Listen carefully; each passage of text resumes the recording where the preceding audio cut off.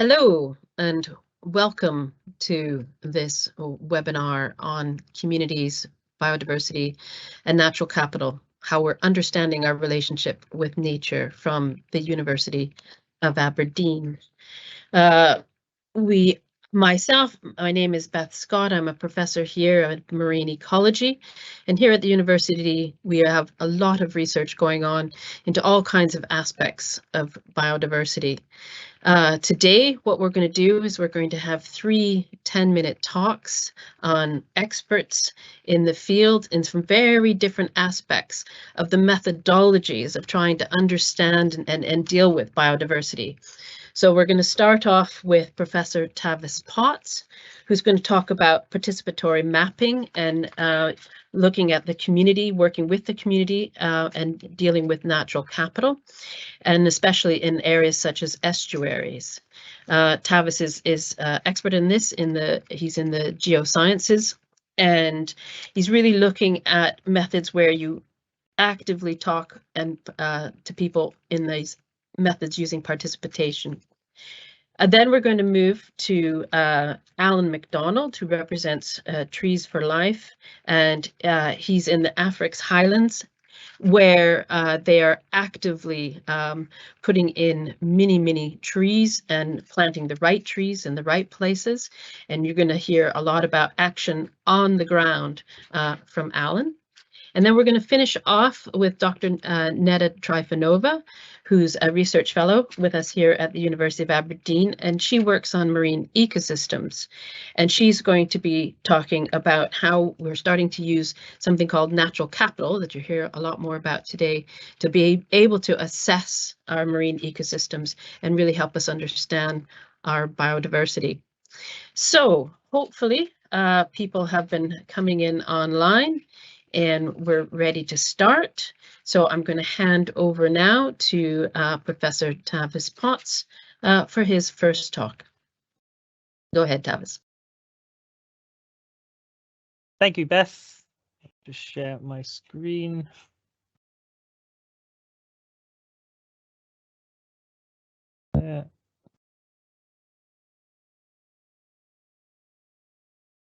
Okay, thanks, Beth, and thank you. This comes at a time at a critical juncture for the COP15 negotiations, which are pretty much deadlocked at the moment in Montreal, and something we can explore a little bit later on. I'm going to fly quite quickly through these slides and come back and revisit them, some of them in the questions, but this is presenting some work that we've been developing over a number of years, almost 10 years now. We've been working in this space of participatory mapping in natural capital. Now you'll hear these words coming up quite a lot at the moment. This is a picture of the Scottish Government's new strategy for economic transformation, and you can see there's the third tier, one of the centerpieces of Scotland's economic strategy going forward is that it's greener, and you can see here, if you read down, a net zero, a nature positive economy, and rebuilding natural capital. So these words are critically important, representing the centrality of nature to the economic prosperity and social capital in Scotland. And nature provides us with a whole range of what we call ecosystem services and benefits. So this is one of the study sites we're working in, and some maps of estuarine places from around the UK. They can provide us with places for tourism and recreation, dolphins in the Moray Firth. They can provide inspirational seascapes and landscapes. They can provide habitats which absorb carbon and reduce flooding. They can provide places that produce food, and these things are collectively called ecosystem services. And we are hearing a lot more about this idea of natural capital and ecosystem services. Sometimes the terms are used interchangeably, but just to sort of define these terms, so natural capital really refers to the ecosystems and the natural assets that are in the world around us. So plants, rivers, forests, estuaries, for example. And we get a flow through of services. So from these natural capital assets, they produce different services, and we tend to classify services in 4 types of areas. So provisioning are things that we take out of the system. So food or fresh water are provisioning services. Regulating services, sorry, are where natural processes that we can use to our advantage. So absorption of carbon, providing clean and fresh water, air quality, pollination. These are critically important services for the functioning of our economies and our societies. Cultural services are the non-material things, or the social benefits and the cultural benefits essential to our health and to our well-being, or to education and inspiration, the places where we can thrive, both be connected to a place. And then we talk about benefits. As we flow through from assets to services to benefits, benefits are the things that we use as people. So, flooding, it means that our homes are protected. Fresh water regulating services mean we have fresh water we can drink. Wood to build houses with. Healthy lives, mental and physical health, and we can value these things in different ways. So it's very much a flowing through from the natural capital through to the services, benefits, and how we value them.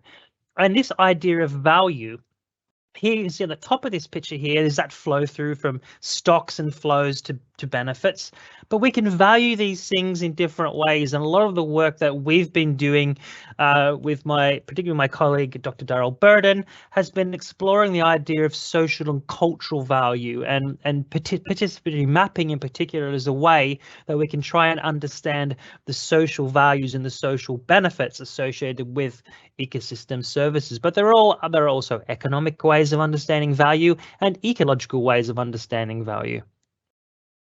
So a lot of the work we've been doing stems off a project we did a few years ago. We worked with the Marine Management Organization in a place called the Deben Estuary to apply our participatory approach.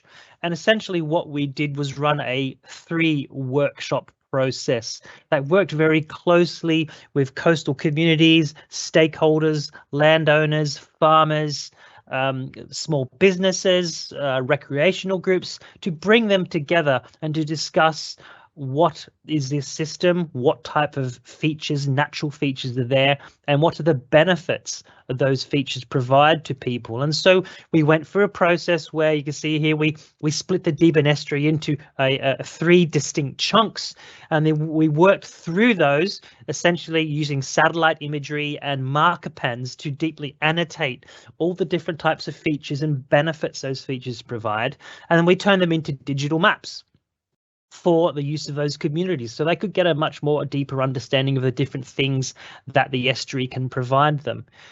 In the second workshop, we looked at scenarios. How were these systems changing? How was the estuary changing? And what would be the resulting change in those ecosystem services? So here on the top, we have a salt marsh dominated system, and our scenario was, well, with sea level rise, we might have a much more mud flat dominated system. And we could understand then how those things change over time, because we'd mapped them and catalogued them. And I won't go into too much detail here, but we could see that as we list these different types of benefits and we worked through with the stakeholders in ranking and discussing and exploring trade-offs, we could see that many of these services would decline, the blue bars going to the left in the negative direction. And there was some variability in those assessments, but we could get an understanding of how that system would change over time. The third part of our work in participatory mapping is that one of the great very interesting parts we want to explore further is we can understand the natural capital and what's there and the benefits that it provides. But who actually gets to use those benefits? And this is one of the key areas we're very interested in exploring and have developed some of the methodology around, because not everybody can access those benefits in equal ways. There might be issues around marginalized or deprived communities. There may be issues of access. There may be some people who have a preference for certain benefits over others. And so this is quite a complex picture, but we can actually develop maps working with stakeholders of how they are reliant on particular types of benefits. And so we can go both left to right and right to left here. We can look at the importance of natural capital and the benefits for different types of stakeholders or different types of people.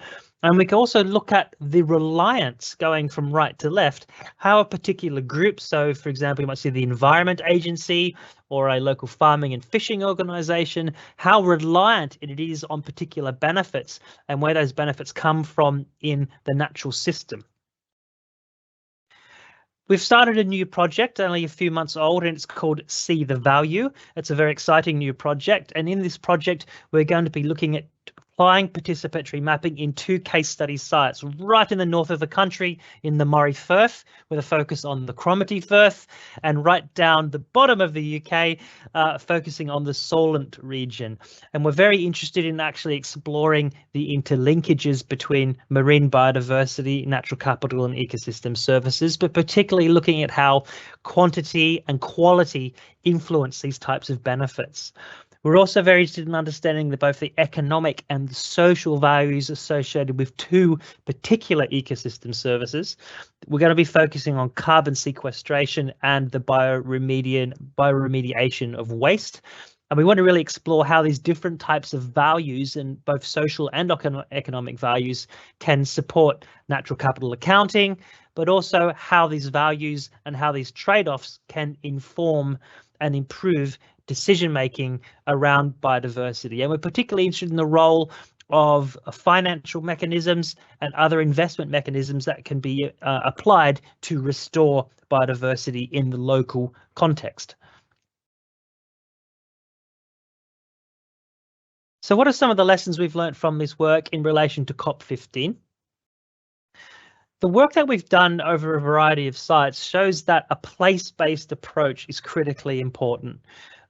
People-centered processes around nature are incredibly important to understanding and enhancing natural capital. And you can place this in contrast to some of the current debates at COP15 around 30% of protected areas globally or nationally. We're still not sure exactly what's happening with that. A top-down approach has to be very much met by a community-centered, a people-centered, bottom-up approach to understanding biodiversity. Our work going through the 3 workshop process with communities found we all developed, including the researchers, a common language around natural capital. We could provide a series of visual products that stakeholders could use to support their local decisions or their local planning or developing strategies to preserve and restore their environment. We can very much learn about the interconnections between nature and well-being, particularly what assets community can manage. We could support all phases of the policy process from scoping and design. That's my alarm going off there. Appraisal, implementation and review. And it was really important for decision making because we could identify at a community level who may be impacted by different changes in the ecosystems or who might be affected by changes from different policy interventions because of those deeply interconnected flows between people and place and biodiversity and people. So that's it from me. Just a quick tour through some of the work we're doing on participatory mapping, and happy to answer any questions and provide links to some of our work going forward. Thank you.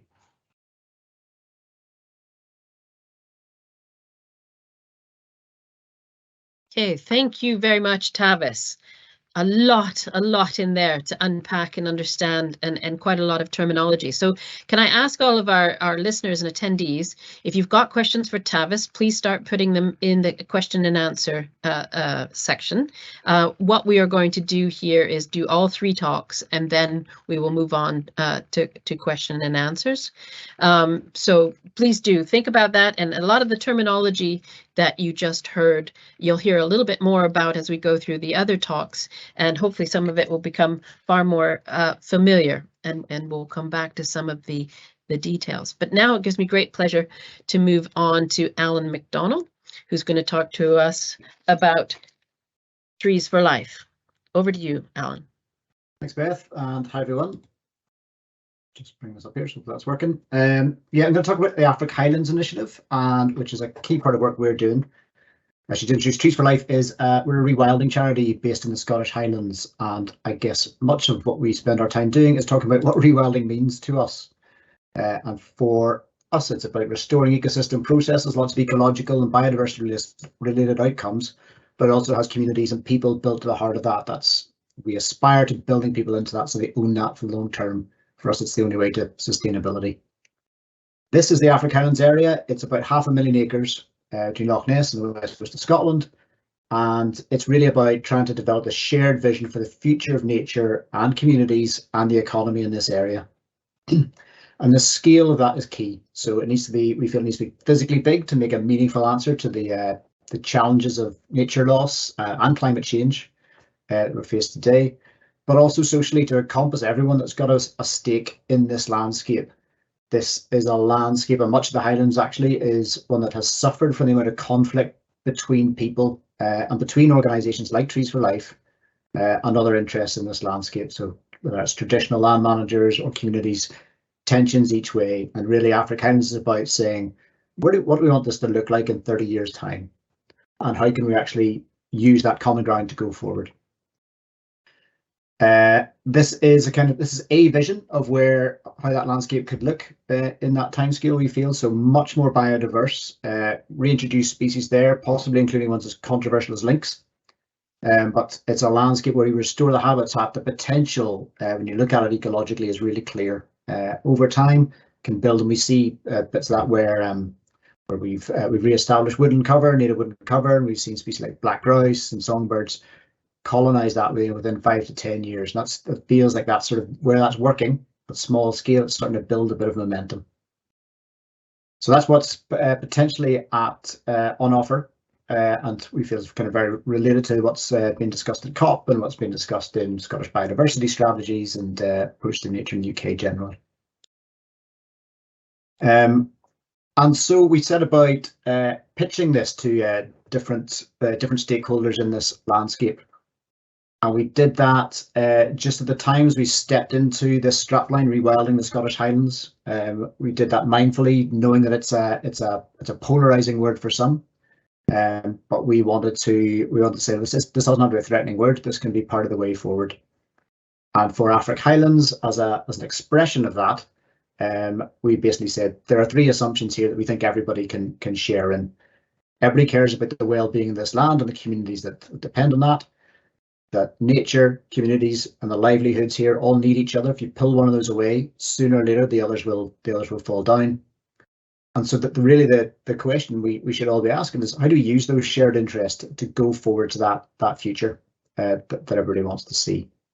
And we're just at the early stages. This is really kind of just coming to the end of the first year since launch, and we're sort of just building the networks and trying to get momentum going, overcome some of the issues that come with making a pitch like this. Certainly when you make a pitch like this, it's clear that lots of people can agree on that.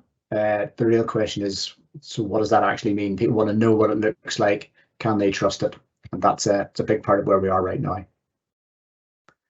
So as far as the community side of that triangle goes, it's really a question of, we can talk about how restoring habitats at scale and bringing wildlife back can create resources for sustainable use. And a lot of the potential benefits for that for landowners are pretty apparent. But what's in it for communities? And as we were talking to communities, some of them said to us, this is a land-based project. We don't own any land. Why are you bothering us? And one of the key challenges going forward will be to really sort of explore and to make tangible what that looks like. Certainly the economy around land use is changing in the Highlands. Field sports, deer stalking, that was once a real mainstay of these kind of estate economies. That's changing. They're still relevant. They'll always be part of the future, and they're an important part actually of how this land is managed. But the way it's perceived as a bit elitist and the amount of money coming through it are both really challenging, and it's no longer the case that an estate can pay its way purely by selling stalking.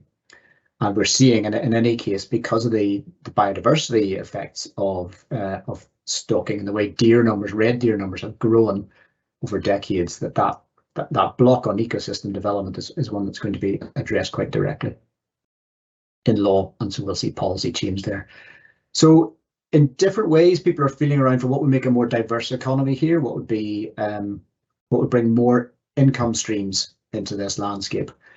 That's going to need that's going to need people, and it's going to need them for their ideas and their skills and their energy and the local markets they can bring.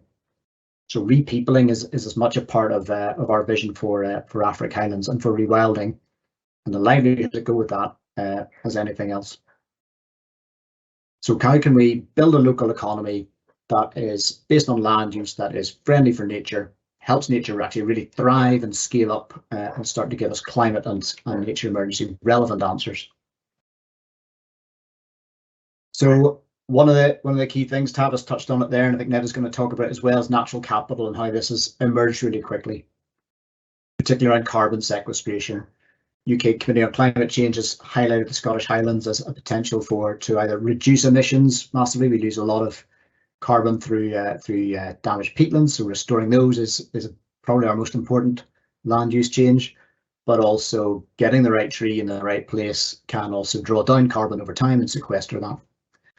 So natural capital can be an agent of change, and if it's held to the right standards, if it's done with ecological integrity, then that can be a really positive benefit for nature as well.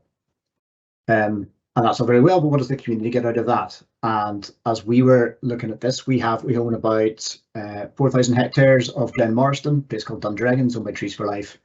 We developed a woodland carbon project there. And we said, well, let's just see what happens if we just share some of the revenue with this from the local community. So there are 2 community organisations in Glen Marston, and we give them a third of the revenue that we take in for those carbon sales. And we are selling that at what we think is a premium price. The carbon market is quite obscure, it's quite opaque, but we're currently selling at £50 a tonne. And so there's potential significant income there, especially if we can get that to catch on elsewhere. If part of your route to getting to that price for your carbon is having this kind of social awareness and this genuine community stake in it, then maybe that's something we can catch on and explore with the private landowners in Afric Highlands. Is it in their interests to also make this share? If it is, then there's real wealth building potential from that. And again, this question of scale with natural capital, doing at scale across landscapes, that's really key to driving carbon buyers' interests in high integrity, nature valuable, socially responsible carbon. We don't know what will happen with that. There could be unintended consequences, and there are parts of this landscape that don't have communities in them. So those are kind of areas and issues that we're looking into. Just as we're starting to talk to landowners now, we're just on the cusp of starting to explore those, and it'll be very interesting to see how that contacts reality. And then all of this is still quite unknown for us. These are this kind of the people I talked about and the stakeholders in this landscape have tended to kind of exist in silos. So communities have their development trusts, landowners they'll basically make their own decisions or perhaps talk to their neighbours. So there's a need here to kind of break down the silos and talk about what this shared agenda is, and to build trust is kind of key to that. So that's about establishing new relationships and looking at what can work with that. And that needs motivation. So natural capital could be part of that. What I was just talking about there about community sharing and recognising that, but also the economic potential. If there are going to be business incomes coming through Afric Highlands and this land use change, then that's going to need, again, those skills and that energy. It's going to need people in that landscape, and there's going to need to be connections between where those businesses can operate on the land, which is privately owned, and the communities where that labour will come from and where there'll be interest in that kind of local market purchase. So there's some common ground to come together on there, but we need to sort of knit that together. The other issue in this is actually just about human connection and people understanding each other. There's a lot of tendency, I guess, there can be a tendency towards othering in this landscape, and there's a stereotype of the private landowner as somebody who's elite and aloof and doesn't care about communities. And on the landowning side, there's clearly a tension. There's a lot of talk in Scotland about land reform, tension about where that will go and what that might mean for them. And that fear of losing something can be a real barrier to building these relationships going forward. So the more we can get just individuals talking to each other, I think the more this can go forward. So as for what we're doing in Afric Highlands, and just in a practical sense, just to paraphrase John Lydon, aspiration is an energy. That's about reaching into young people. So one of our first moves with the capacity we have is a project called Changemakers. That's looking to just bring young people into sort of 14 to 23-year-olds into this conversation, get them to meet and come together and think about that 30-year question. Where do they want to? What do they want us to look like in 30 years' time? They're going to be the people who are actually going to be there over that time scale. So what are their thoughts about that? What they want to see? Can we nurture those sorts of thoughts and empower them to act? And I think that's giving them resources to take initial steps and build that up and broaden that conversation more widely in their community beyond their age cohort is part of how we want to go forward. And I think that's where communities, some communities anyway, those ones that kind of don't see the potential in this project, need to sort of identify a shared long-term agenda and then build the capacity towards that and take using that capacity to plan, deliver and sustain action that looks after nature, looks at those opportunities, whether they're economic or restoration based, to deliver and sustain that over time. Some of the practical things we're looking at, because working with communities, you can't just talk about this, all this airy-fairy talk is great, but actually landing it and manifesting that in practical action is really important. So we're looking at the first steps towards community stalking, so people from the community learning to hunt and be involved in deer management is a critical part of the ecosystem here. Processing timber, farming, land-based products, non-timber forest products. Venison is something we're really interested in. How can there be ways for jobs for people to add the value to those commodities within this landscape, rather than it all heading off into supermarket chains and the industrial complex, that all those things are processed into high value goods that are sold locally or maybe exported locally, but the profit comes back into this landscape and these communities. And key to all of that, and part of this, hopefully this will help to enable some of that, are some of the big issues faced by rural communities in the Highlands. Housing, transport and skills are probably the three biggest ones. Housing in particular for our part of the world. If we're going to have more people here, they need places to live, and that needs a relationship between the landscape and the availability of land to build on, the sustainability of the properties that are built there, and the materials and skills to put that in place. Okay, so that's about the human ecosystem. And I am now done, Beth. You want to know. Thank you very much. Sorry. It was okay. Okay, thank you very much, Alan. Sorry, just timekeeping there. That was fascinating, inspiring.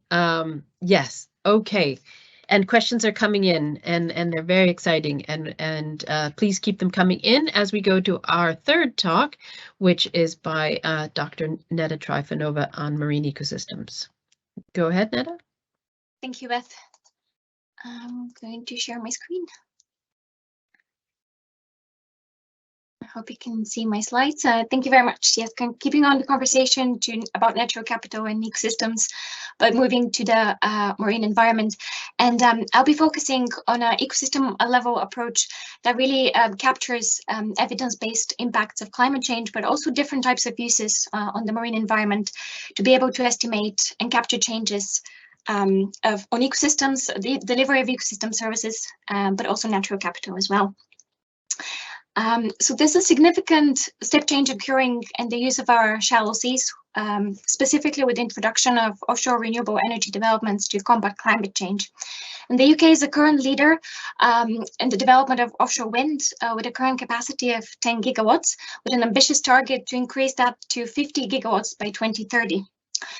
So decarbonizing the UK energy supplied from the offshore wind energy will require a lot of increase of information on the nexus of implications and trade-offs between climate change, the environmental effects of climate change, direct and indirect, but also existing marine uses like fisheries and marine protected areas.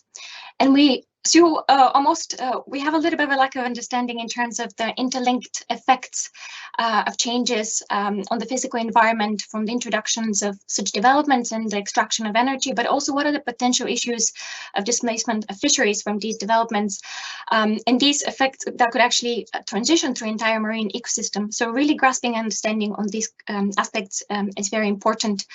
And it's important particularly to be able to advise marine spatial planning needs and really provide more evidence-based and objective information on how to balance the benefits and trade-offs when it comes to environmental sustainability and socioeconomic impacts.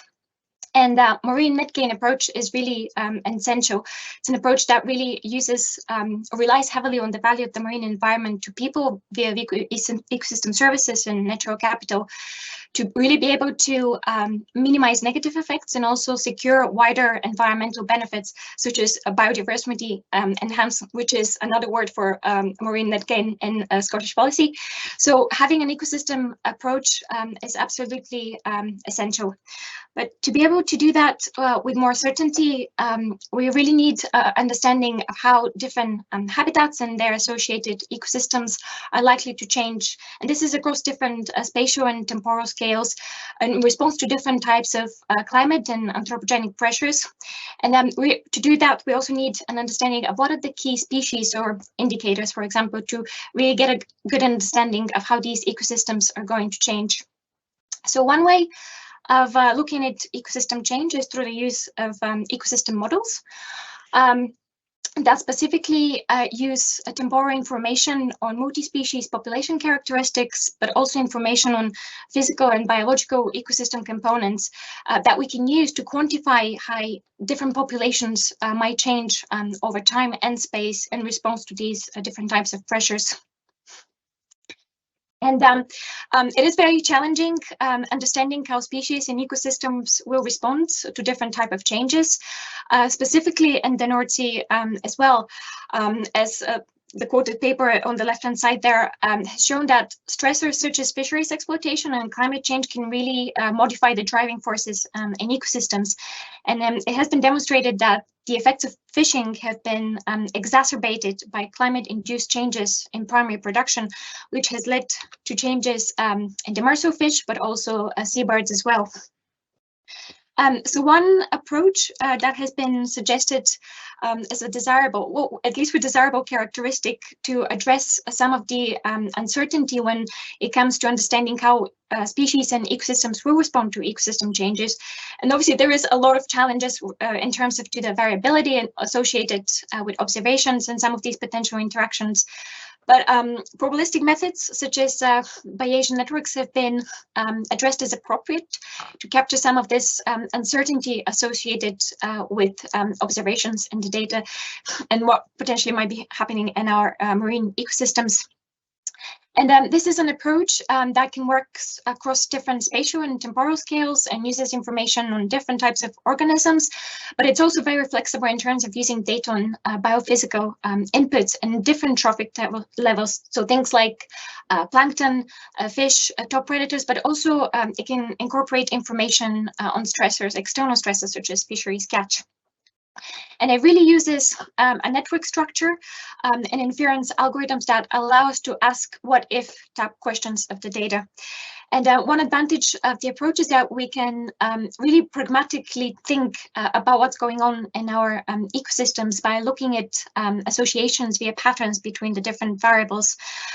So the approach is useful in terms of deriving information on whether, so really trying to find similarity in the trends of the different variables in the ecosystem. For example, if two variables could increase, one variable could go up whilst the other one can go down.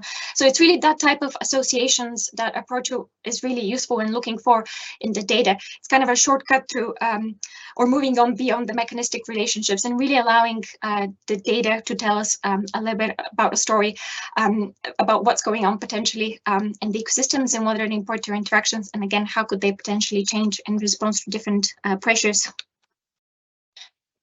So the approach indeed is flexible in terms of incorporating that huge amounts of information on these biophysical interactions across different habitats and species, and really allow us to provide us with a dynamic predictions of the true bottom-up effects, which are driven by things like in the physical environment, for example, temperature, versus the top-down effects, which are driven by exploitations from fisheries, and how these effects really vary across the different species, but also different habitats as well. This kind of information we're using to reduce uncertainties when it comes to providing a more understanding how different types of populations across different types of trophic levels can respond into the future, giving different types of scenarios and different kinds of change. But also this kind of knowledge we can use to derive more strategic and integrated research approaches when it comes to field and more monitoring type surveys. But most importantly, with this, what this approach allows us, we can look at how different indicators or different species and habitat responds to ecosystem change. We can do this, it's quite flexible, we can do this across different spatial scales, and using information on the indicators and what indicators are telling us about the ecosystem, we can examine whether this knowledge about these indicators, but also the physical and biological mechanistic understanding around these changes is consistent across different types of spatial scales, from hundreds of kilometers to over 1,000 square kilometers, and really test the applicability of that and what we can gain across these different spatial scales, which are nicely aligning, obviously, with the different two-tier spatial scale system in the marine planning in Scotland. And then we can use this knowledge on the indicators to obviously assess how ecosystem level changes progress or manifest into the socioeconomics as well, for example, to when it comes to ecosystem services and NaturalCapital.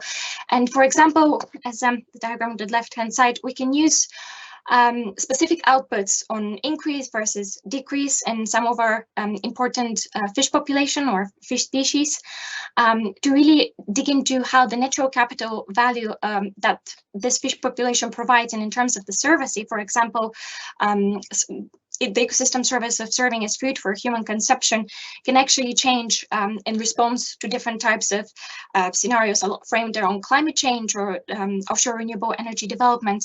So along this scenario framework, along with the flexibility of using different types of data, for example, as landings, can allow us to estimate changes in some socioeconomic metrics, such as gross value added, but also number of jobs and employment. So really assessing, kind of capturing this framework allows us to capture changes from the habitat up to the ecosystem function and then into the socioeconomic, to be able to provide a little bit more information about the benefits and the trade-offs within the environment, and really moving along to enable cumulative, the assessment of cumulative effects in and advise marine spatial policy. And one specific case study that we've been focusing on is on the application of this framework is really the costing fisheries displacement from wind. So it's a really big issue, and there's a lot of talk about spatial squeeze of the fishing industry from offshore wind. So we really some of the objectives with this the application of the framework is really to focus to work closely with different types of stakeholders, and that includes developers from the offshore renewable industry, but also fishing representatives from the fishing industry and statutory groups like Marine Scotland Science, and really, in this case, not just only rely on the data, but also try and incorporate some of that knowledge, some of that input, and advise scenarios that are framed around key issues with respects to climate change and obviously different environmental progenic pressures, develop these or design these scenarios, and then obviously use the framework to produce outputs in ecological metrics, such as, like mentioned already, changes. We can look at stock biomass changes in kilograms of different fish populations or other trophic levels, but also assess monetary values like gross value added, a different type of spatial scales and their changes over time, and really be able to provide more evidence, more informed actions when we're talking about balancing environmental and socioeconomic impacts. And how we're planning to do that specifically.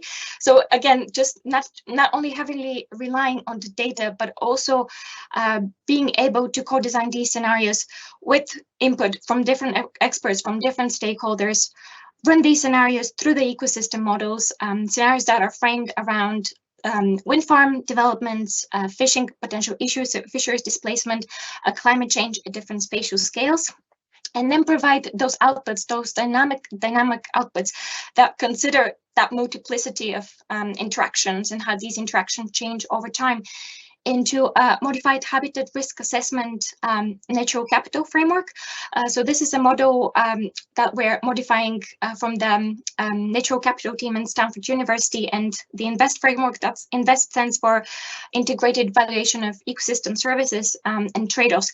But this time we're extending this model in a continuous space, allowing for this dynamic input of our interactions from the dynamic Bayesian network ecosystem model, and really trying to assess trade-offs in space use. Sorry, yes, I'm finishing. Okay. So quickly, the framework allows us to look at exposure and consequence and a risk framework, and we'll be able to produce ecosystem level risk maps to really assess cumulative risk that is posed potentially to species and habitats, and really look at how to assess ecosystem services and the potential co-location of different types of marine activities. That's it. Thank you, Beth.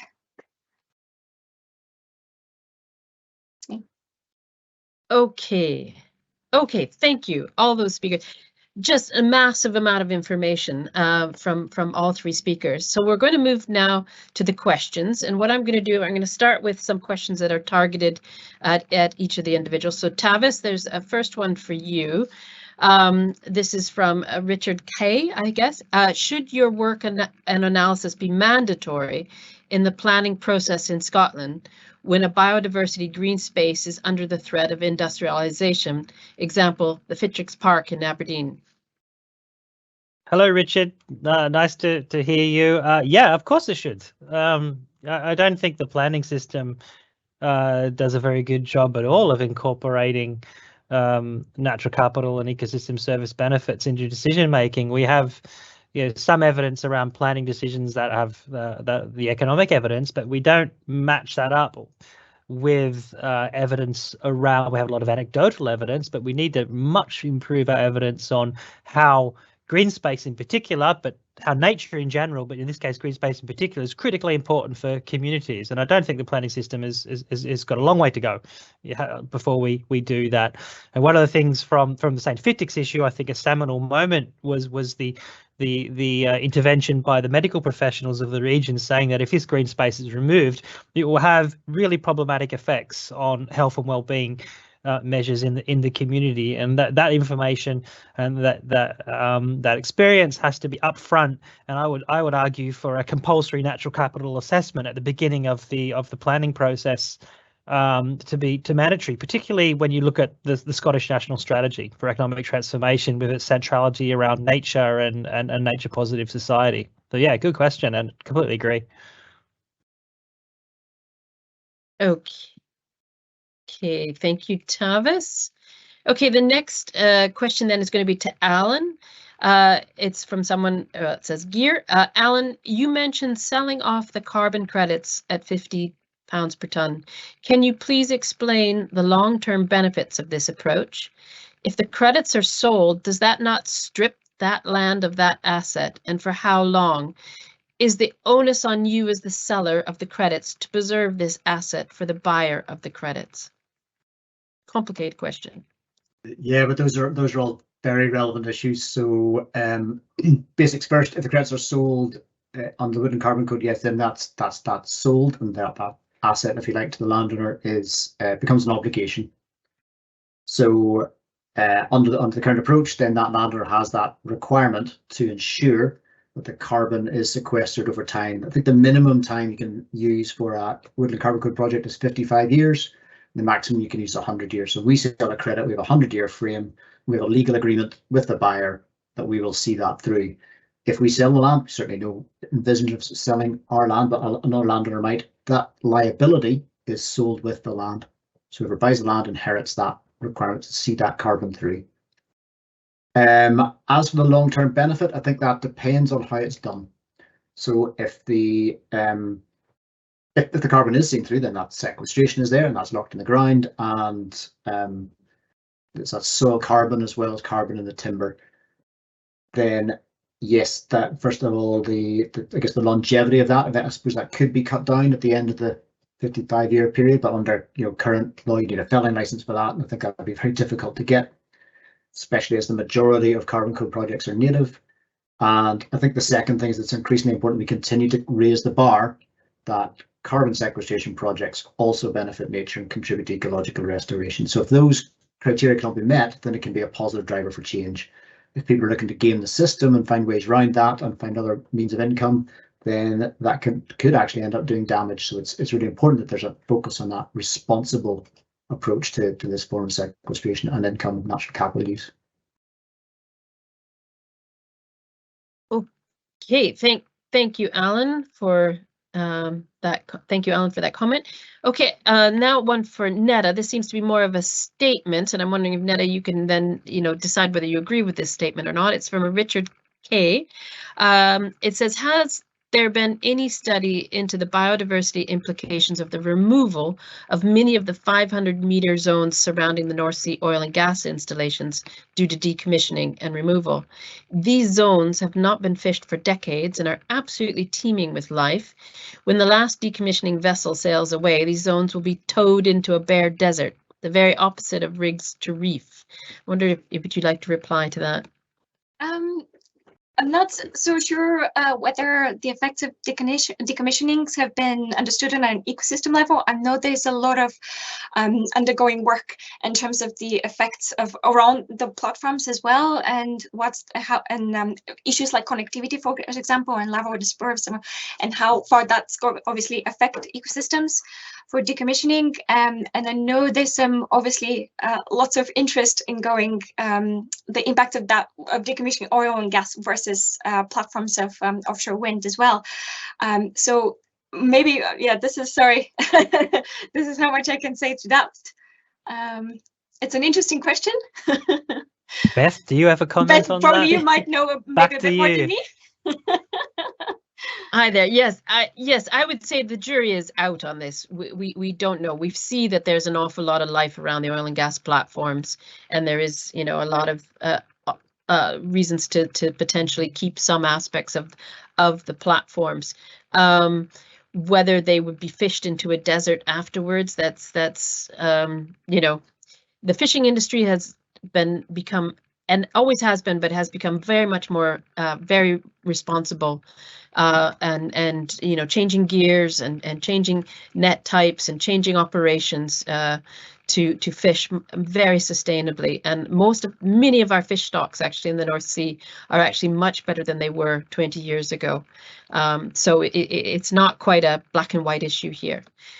Okay, well, thank you for that question. I'm going to move on now to a more general question. This one seems to be one any of you can put up your hands to answer. It's asking about, can you kindly talk about nature-based solutions, NBS, and voluntary carbon markets? So maybe I'll let Alan answer this first, and then Tavis, and then Ned, if you want to come in. Why should corporates look into NBS opportunities? Why do NBS projects? What do NBS projects look like? How can corporations leverage these to reach net zero? There's a lot of questions here. And what are the key factors of success to develop and finance these NBS projects? This person is interested in researching these areas and hopes there's opportunities at the University of Aberdeen. But I'll go to Alan first on that, and then Tavis. Certainly plenty of research questions there. Yeah. So what is a nature-based solution? It's kind of what somebody wishes to claim it is, and we've seen what I would call as non-nature-based solutions claimed as such, most worryingly, I think, around commercial forestry, which will probably are unlikely to deliver nature restoration outcomes, but we will sequester carbon if they're done the right place and the right soil. The corporate market that's interested in it, in voluntary carbon, the people who buy carbon from us, are interested in getting to net zero because it's part of what they actually believe in, or it's part of what they see as their brand value. That leaves us with the real question about, well, do they mean it? And can they show that they're on a reduction pathway rather than they're just going to offset their way out of their carbon deficit? And that's a real challenge for us to ascertain. Actually, as a rewilding charity, we're not set up to analyse business operations, but we do what we can to understand the sincerity of approach and how robust those approaches are before we sell to people. We could do some government help with that, actually, some regulation around that. Were there other questions there, Beth? All within that? Well, that's fine. Well, I'll move on to Tavis then and ask Tavis maybe what his opinions are on how do we use nature-based solutions. Are we using them well? What are they? I think we have a long way to go, but they have a really important role to play. We face an interlinked climate and biodiversity crisis, and nature-based solutions are one really important way to try and address these interlinked crises. So Mark, one thing I did tune into COP15, Mark Carney gave a talk last week. He's the former governor of the Bank of England, and now he heads up the GFANZ, the Glasgow Financial Alliance for Net Zero, and he was saying that private capital and investment companies and corporations must have very clear, unambiguous, nature positive criteria in their portfolios and in their net zero strategies. So not only is it just about carbon, it's about biodiversity as well, and these have to be absolutely hardwired into financial flows, investment decisions, development planning at the local and the national scale.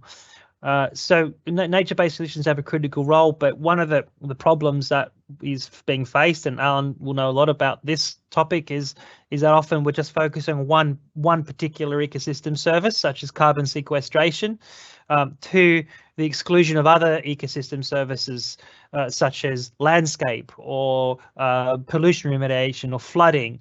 Or well-being. So we have to ensure that we're not just focusing on one thing and planting monocultures of trees, for example. We're actually focusing on multiple biodiversity benefits, carbon benefits, and people benefits, and all those things come together in biodiversity positive, community-centric, people-centered, nature-based solutions.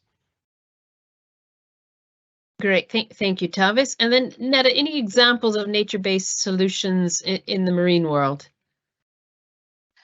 Well, I was just going to add, yes, I think Tavis mentioned it quite well. And again, I think it's important, yes, to highlight the interlinked solutions to both climate change and biodiversity loss as well. They shouldn't necessarily be considered in isolation, but also I think we do have, it's quite challenging in the marine environment. The fisheries example that I talked to, for example, it's probably one of the straightforward, but in terms of data and how to move forward with respect to the other ecosystem services, like for example in carbon offshore environment, it's quite hard. And so I think data collection and journey modeling efforts with simultaneous, it's quite key for the marine environment. So yeah, that's what I wanted to add to what's been mentioned. Thank you. Thank you. Okay, I'm going to move on to a question that kind of, there's several questions basically saying, you know, are we going to make it to 3030? Is COP15 working at all? But I'll read this one out. And again, we can see you guys all can grab onto this one.